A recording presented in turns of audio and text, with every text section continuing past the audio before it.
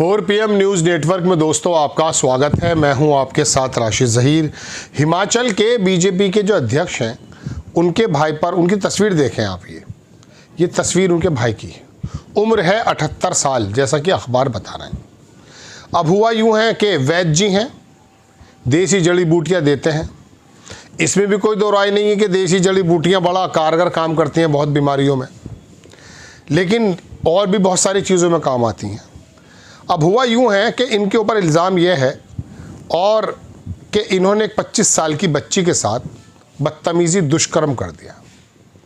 अब ये बीजेपी के अध्यक्ष जो बड़े भाई हैं, तो इतनी प्रमुखता से खबर नहीं बनाई जा रही जैसा कि विपक्ष का कोई बंदा अगर होता, उसका रिश्तेदार होता, दूर दूर का कोई बंदा होता या विशेष समुदाय का होता, जितनी उस वक्त बनती।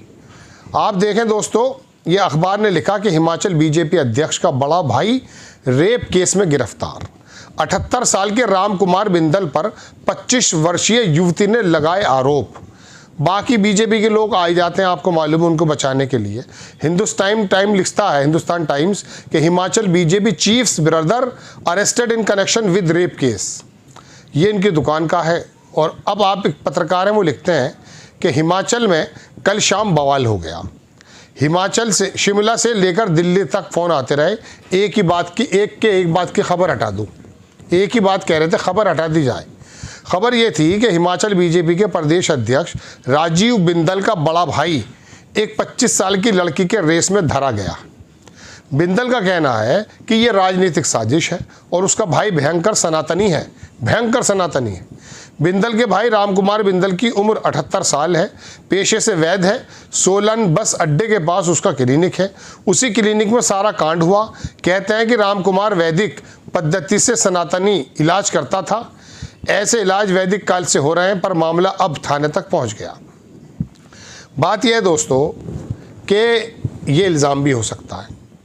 अब चूंकि बीजेपी के अध्यक्ष का बड़ा भाई है, इसलिए इस खबर को इतनी प्रमुखता से नहीं बताया जा रहा। बात यह है कि ऐसे सनातनी जो अधर्मी हैं, वो जो बीजेपी से जुड़े हुए लोग हैं, वो अक्सर बीजेपी में ही ज़्यादा निकल कर क्यों आते हैं। कोई स्वामी हो, कोई चिमयानंद हो, कोई दूसरा बंदा हो, सेंगर हो, उनके सबके ताल्लुक बीजेपी से निकलते हैं।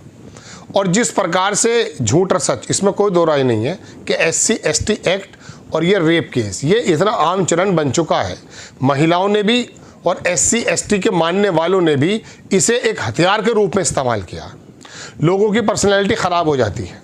इल्ज़ाम ज़्यादातर झूठे होते हैं।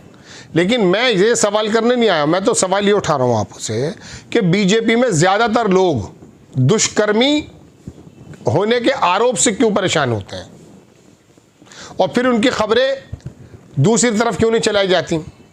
अगर ये विपक्ष का नेता होता तो आप ये बताइए कि भारतीय जनता पार्टी के नेता और गोदी मीडिया कितनी प्रमुखता से आते। न तब आना चाहिए और न अब आना चाहिए। इस तरह के हसास इल्ज़ामात जो लगते हैं, पहले उनकी जांच होनी चाहिए। एक मरतबा क्या हुआ, हमारे शहर में एक SP देहात था, IPS था। वो नया नया आया था, मतलब हमारे शहर में।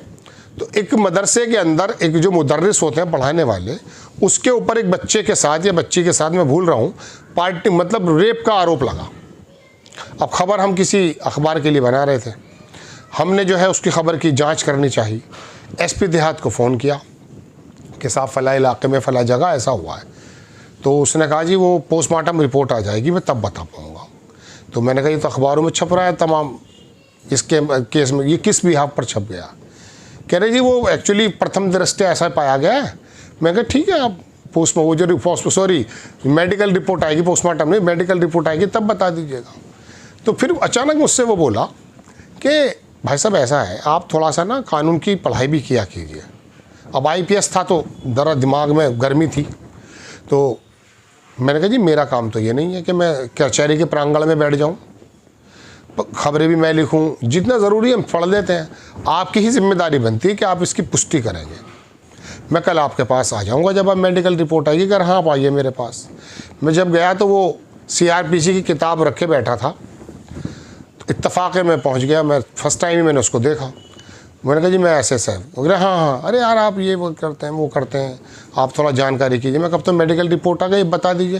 कह रहे अब भी नहीं बता सकता मैं, चूँकि उसके अंदर पार्टिकल्स मिलते हैं। तो मैंने कहा फिर ये जो आपने कल बाइट दी थी कि दुष्कर्म के अंदर गिरफ्तार कर लिया गया है, जब आपको मालूम ही नहीं है कि वो दुष्कर्मी है, हुआ नहीं हुआ, झूठा है, तो आपने क्यों कह दिया फिर? कल की बाइट में भी आपने कहा, आज की बात मतलब मुझे नहीं दी, दूसरे लोगों को जो बाइट दी, बस वो तो दिमाग उसका ख़राब था, वो तो पागल हो गया।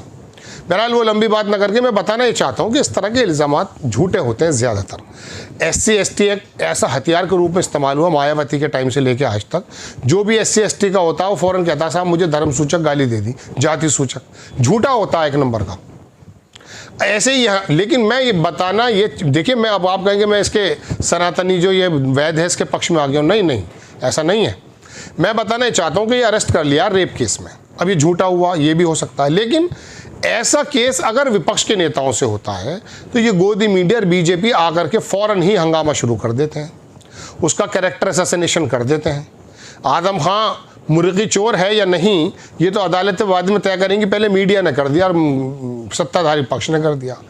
तो दोस्तों बात यह है कि जब खबरें दूसरी जगह आती हैं तो ये बड़ा हंगामा करते हैं, और जब इनके दामन पे दाग लग जाते हैं, ज़्यादातर इनके लग रहे हैं अब, चूँकि दुष्कर्मी भी निकल कर आ रहे हैं बहुत सारे, कोई मालिश करा रहा है, कोई बदतमीज़ी कर रहा है, कोई विधायक होते कुछ कर रहा है, और बड़े लंबा समय लग जाता है इनको समझाने में, इनको पकड़ने में बड़ा सा। लेकिन ऐसे में ना तो ये खबरें आने देते हैं आगे, और ना ये बताते हैं कि हमारे यहाँ भी इस तरह के दुष्कर्मी मौजूद हैं, हम टिकट भी देंगे, हम उन्हें चुनाव भी लड़ाएंगे, हम उनको जिताएंगे भी, केंद्र में या प्रदेश में उनको जो है मंत्री भी बनाएंगे। ये सारी चीज़ें उनके साथ होती हैं।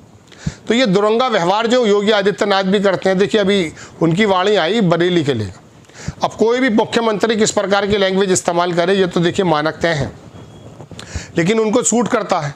लेकिन जब वही लोग, उन्हीं के लोग, बीजेपी के कार्यकर्ता या हिंदू वाहिनी का कार्यकर्ता किसी मज़ार को या किसी कांवड़ यात्रा में उत्पात मचाते हैं, इनकी ज़बान से कोई शब्द नहीं निकलता। तो ये जो दुरंगा व्यवहार है आपका, ये आपके दुरंगे होने का सबूत देता है। संविधान के साथ अगर आप अपनी वाणी को रखें, अपने कार्य को रखें, अपने क्रियाकलापों को रखें, तो फिर ये बातें नहीं आएंगी। बहरहाल बड़ी खबर यह है कि हिमाचल का जो प्रदेश अध्यक्ष है बीजेपी का, अच्छा एक बात और बता दूं मैं आपको, होता यूँ है कि आपके मेरी भी एक टेंडेंसी अजीबोगरीब है।